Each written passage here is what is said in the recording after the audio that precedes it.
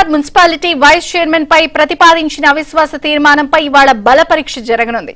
అవిశ్వాస తీర్మానం కోసం ప్రత్యేక సమావేశం జరగనుంది. బీఆర్ఎస్ నుంచి గెలిచి వైస్ చైర్మన్ అయిన జహీర్ రంజానీ కొన్ని రోజుల క్రితం కాంగ్రెస్ లో చేరారు.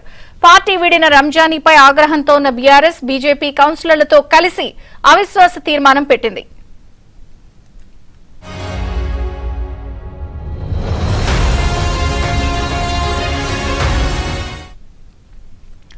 మున్సిపాలిటీలో మొత్తం 49 మంది కౌన్సిలర్లు ఉండగా 33 మంది కౌన్సిలర్లు అవిశ్వాసం కోరుతూ కలెక్టర్ కు కొద్ది రోజుల క్రితం వినతి పత్రం అందజేశారు. ఈ నెల 18న అవిశ్వాసంపై ప్రత్యేక సమావేశం ఉంటుందని కలెక్టర్ ప్రకటించారు. దీనికోసం అన్ని ఏర్పాట్లు కూడా పూర్తి చేశారు. మరోవైపు అవిశ్వాసం తీర్మానంపై స్టే ఇవ్వాలని కోరుతూ వైస్ చైర్మన్ హైకోర్టును ఆశ్రయించారు. అయితే కోర్టు స్టే ఇవ్వలేదు. దీంతో బల పరీక్షను ఎదుర్కోవడం అనివార్యమైంది. ఈ క్రమంలో కాంగ్రెస్, బీఆర్ఎస్, బీజేపీ కౌన్సిలర్ల మద్దతు కోసం తీవ్ర ప్రయత్నాలు చేస్తోంది.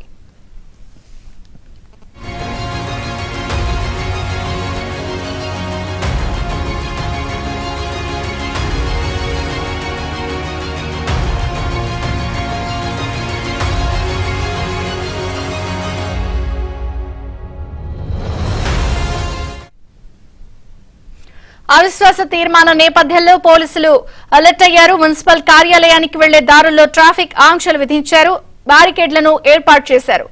ఆదిలాబాద్ మున్సిపల్ వైస్ చైర్మన్ కి సంబంధించి అవిశ్వాస తీర్మానంపై ఈ రోజు బల పరీక్ష నేపథ్యంలో మరిన్ని వివరాలు మా ప్రతినిధి మాంతయ్య అడిగి తెలుసుకుందాం. మాంతయ్య. విజయ చంద్రిక, ఏదైతే కాంగ్రెస్ పార్టీలో చేరిన వైస్ చైర్మన్ జహీర్ రంజాన్ ని పదవీచ్యుతం చేసేందుకు బీఆర్ఎస్ పార్టీ ప్రయత్నం చేస్తుంది. ఈ క్రమంలో బీజేపీ కౌన్సిలర్లను కూడా కలుపుకుంది. మొత్తం తమ 35 మంది కౌన్సిలర్ల బలం ఉందని చెప్పి కూడా బీఆర్ఎస్ శిబిరం చెప్తోంది. అటు కాంగ్రెస్ కూడా ప్రస్తుతం కాంగ్రెస్ శిబిరంలో 12 మంది ఉన్నా కూడా బీఆర్ఎస్ సంబంధించిన కౌన్సిలర్లో కొద్ది మంది తమకు మద్దతు ఇస్తున్నట్టు కూడా చెప్తున్న పరిస్థితి కనిపిస్తుంది. దీంతో గత వారం రోజుల నుంచి కూడా తీవ్ర ఉద్రిక్త వాతావరణం చోటు చేసుకుంటుంది. వైస్ చైర్మన్ ఎలాగైనా బెదిరించేందుకు బీఆర్ఎస్, బీజేపీ ప్రయత్నం చేస్తుండగా ఖచ్చితంగా కూడా ఈ అవిశ్వాస తీర్మానం నెగ్గకుండా ఉండేందుకు వీగేలా కాంగ్రెస్ ప్రయత్నాలు చేస్తుంది. లోపాయకరంగా చాలా మంది కౌన్సిలర్లకు ఇప్పటికే బేరసారాలు కూడా పూర్తయ్యాయి. ఎవరి వైపు ఉంటారో కూడా తెలియని పరిస్థితి కనిపిస్తుంది. వాస్తవానికి మొదటి నుంచి కూడా ఇక్కడ బీఆర్ఎస్ కు సంబంధించిన మెజార్టీ కౌన్సిలర్లు ఉన్నారు. అయితే కాంగ్రెస్ అధికారంలోకి వచ్చిన తర్వాత ఇక్కడ కొద్దిమంది కౌన్సిలర్లు కాంగ్రెస్ వైపు వెళ్లడం, తిరిగి అందులోంచి 3-4 కౌన్సిలర్లు మళ్ళీ బీఆర్ఎస్ వైపు రావడం, మరికొందరు ఇతర సంబంధించిన కౌన్సిలర్లను కాంగ్రెస్ చేర్చుకోవడం లాంటివి అన్ని అయారం గయారం చేరికల పర్వం కొనసాగింది. అయితే ఈ ప్రస్తుతానికైతే ఖచ్చితంగా కూడా అవిశ్వాసం వీగుతుందన్న నమ్మకంతో కాంగ్రెస్ పార్టీ ఉంది. అదే సమయంలో బీజేపీ, బీఆర్ఎస్ వ్యూహాత్మకంగా వ్యవహరిస్తుంది. రెండు పార్టీలకు సంబంధించిన ముఖ్య నాయకులు మాజీ ఎమ్మెల్యే జోగు రామన్నతో పాటు బీఆర్ఎస్ సంబంధించిన BJP sitting MLA Payal Shankar ఇద్దరు కూడా రెండు పార్టీలకు సంబంధించిన కౌన్సిలర్లకు చేజారకుండా ప్రయత్నాలు చేస్తున్నారు. అయితే మరోవైపు కాంగ్రెస్ ప్రయత్నాల నేపథ్యంలో బీఆర్ఎస్ తమ కౌన్సిలర్లకు విప్ జారీ చేసింది. అటు కాంగ్రెస్ పార్టీ కూడా సొంత కౌన్సిలర్లకు కూడా విప్ జారీ చేసిన పరిస్థితి కనిపిస్తుంది.